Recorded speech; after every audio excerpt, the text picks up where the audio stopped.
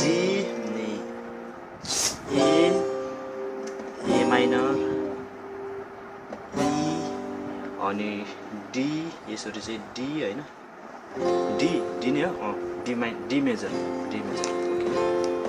यसरी यो हैन मलाई खाली समात्न मात्रै आउँछ अहिले चाहिँ यो यसरी समातिन्छ हैन त्यो मात्रै आउँछ तर यताउति त्यसलाई के भन्छ शिफ्ट गर्न आउँदैन के अहिले शिफ्ट गर्न आउँदैन अब मैले जानेको कुरो चाहिँ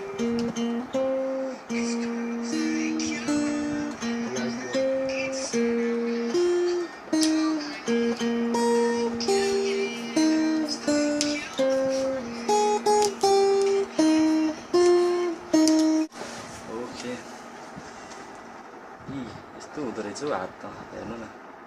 यस्तो हुने रहेछ हौ धेरै अलि यो चाहिँ डाम बस्ने मात्र दुख्दैन भर्खर जसले गिटार सिक्न लाग्छ अनि गिटार सिक्नु भनेर सोच्नु भएको छ भने हजुरले गिटार लिइसकेपछि अब प्ले गर्नुहुन्छ हैन अनि केही थाहा छैन क्या अब कसरी प्ले गर्ने त यहाँ यो दिमागमा चक्कर चल्छ अनि त्यसपछि थाक्छ मान्छे छोडिदिन्छ के हो भने यसमा चाहिँ नि हजुरले आत्तिनु हुँदैन एकदम 2-3 महिना एकदम 2-3 महिना चाहिँ हजुरले केही नसिक्ने त्यतिकै गिटार मात्रै यहाँ यो स्ट्रिङ दबाउने गिटार स्ट्रिङ दबाउने यस्तो यसरी हान्न हैन यसो हान्न प्रेस गरेर ट्याङ टुङ टिङ टिङ गर्नुपर्छ 2-3 महिनासम्म हजुरले त्यतिखेरसम्म केही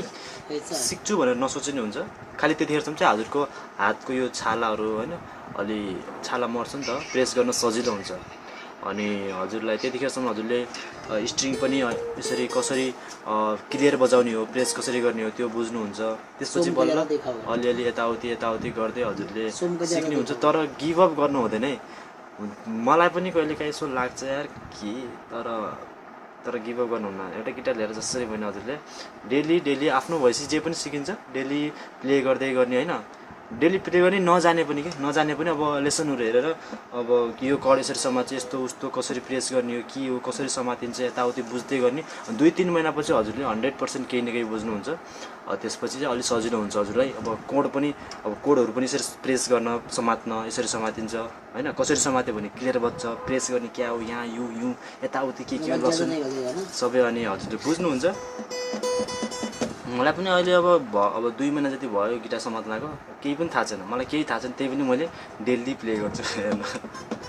अनि यो डेली प्ले गर्छु अनि मेरो के भछ भने बेनिफिट हेर्न मेरो यहाँ तिमको छाला के एकदम छाला सारो भछ मरेछ हैन यो भयो भने चाहिँ हजुरलाई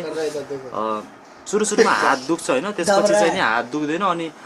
कोडहरुलाई चाहिँ प्रेस गर्न सजिलो हुन्छ अनि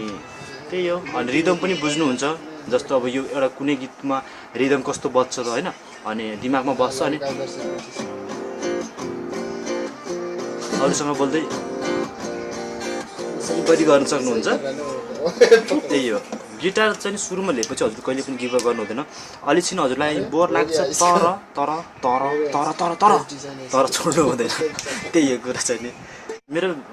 च्यानललाई चाहिँ सब्स्क्राइब गर्नु है कहाँ पुगिसक्यो भिडियो बल्ल सब्स्क्राइब गर्नु भने चाहिँ मैले सब्स्क्राइब गर्नु अनि सबै हेर्न पाउनुहुन्छ सबै टाइपको unboxing vlogging tips and tricks केही सिक्न पाउनुहुन्छ हल्का इन्जोय हैन रमाइलो पनि हुन्छ सबै टाइपको भिडियोहरु आउँछ अनि सब्स्क्राइब गर्नु प्रेस गर्नु त्यो बेल आइकन बटनलाई यहाँ टाङ सुरुमा मैले भिडियो अपलोड गर्नेबित्तिकै हजुरलाई नोटिफिकेसन आउँछ अनि घन्टी बज्छ टिङ टङ गरेर के अनि हेर्न पाउनुहुन्छ मेरो भिडियो सबभन्दा पहिला त्यही हो ओके